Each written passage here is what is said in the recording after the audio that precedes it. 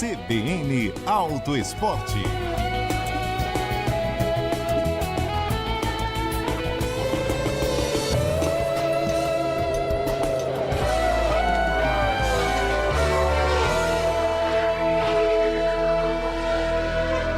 Guilherme Muniz, muito boa noite, tudo bem? Boa noite, Débora, Carol, ouvintes, tudo certo por aí?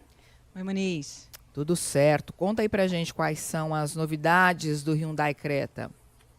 Tem principalmente uma novidade muito importante que estava, inclusive, na verdade, faltando desde que o Creta ganhou essa versão atual nos últimos anos. Estou falando do motor 1.6, da versão topo de linha, que antes só rodava com gasolina e agora é flex. Não é muito comum que carros dessa faixa de preço, aliás, não é nada comum que carros dessa faixa de preços tenham versões que não podem rodar com etanol. Isso acabou acontecendo com o Creta porque eles tentaram agilizar o lançamento desse carro no Brasil e aí tiveram que fazer essa escolha. Ou conseguiam antecipar o lançamento lá em 2024, mas com esse motor só a gasolina, na versão topo de linha, o motor das outras versões sim era flex, ou então tinha que segurar todo o lançamento e só depois lançar. Então eles acabaram optando por lançar e depois fazer esse ajuste.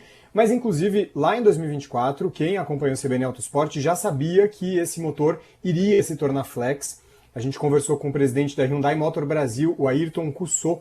Ele falou deu uma entrevista exclusiva aqui para o CBN Autosport e adiantou que sim, o motor 1.6 já estava sendo atualizado para a versão flex. Finalmente isso aconteceu, mas o preço a se pagar é que esse motor perdeu potência.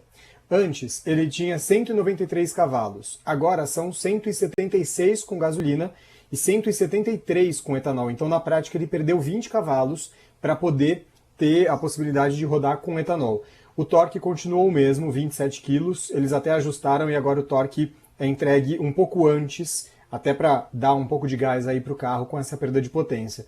Bom, com isso, o que aconteceu? O Creta deixou de ser o SUV compacto mais potente do Brasil.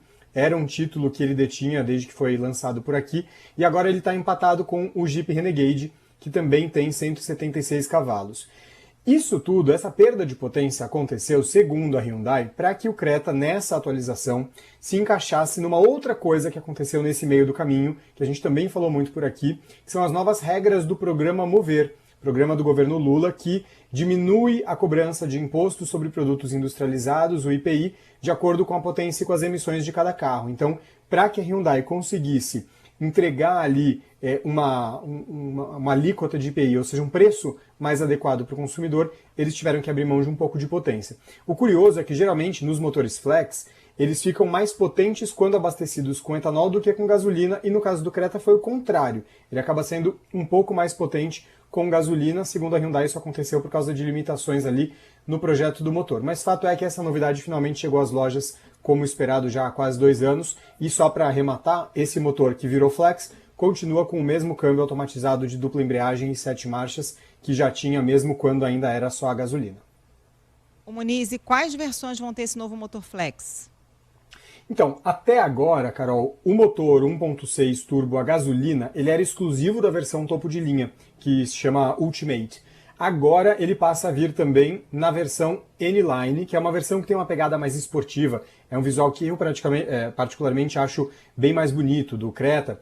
Então agora as duas versões mais caras têm o motor 1.6 Turbo Flex e as outras versões continuam com o motor 1.0 Turbo Flex que já vinha antes. E aí tem algumas outras mudanças bem pontuais que a Hyundai aproveitou para fazer nessa atualização para a linha 2027. Então a versão N-Line, que é essa penúltima, né? Ela passou a ganhar rodas diamantadas de 18 polegadas, um visual um pouco mais esportivo também, e o modo de condução Smart, ou seja, inteligente. Ele é como se o carro ajustasse o modo de condução de acordo com o estilo do motorista. Se o motorista pisar mais, ele fica mais esportivo. Se o motorista pisar menos, ele prioriza a economia de combustível. Mas também continuam por lá os modos tradicionais, Sport, Eco e Normal. Já a versão Platinum, que é a mais cara das versões com motor 1.0 Turbo Flex de 120 cavalos, ganhou faróis e setas em LED, e as outras versões, as de entrada, não mudaram. Então, só para arrematar, Carol, as versões, a linha completa ficou assim. Versões 1.0 Turbo Flex são as 3 primeiras, e vão de 156 mil a 189 mil, E depois as duas versões 1.6 Turbo Flex custam 201 e 207 mil reais. Lembrando que são mudanças bem importantes, porque no ano passado a Hyundai vendeu mais de 76 mil unidades do Creta e com isso ele se tornou o segundo SUV compacto mais vendido do país, atrás só do Volkswagen T-Cross. Como essa é uma mudança importante, vamos ver se isso vai conseguir dar um fôlego extra aí para esse carro ao longo de 2026. Valeu então, obrigada, viu, Muniz? Até. Valeu, meninas, até mais.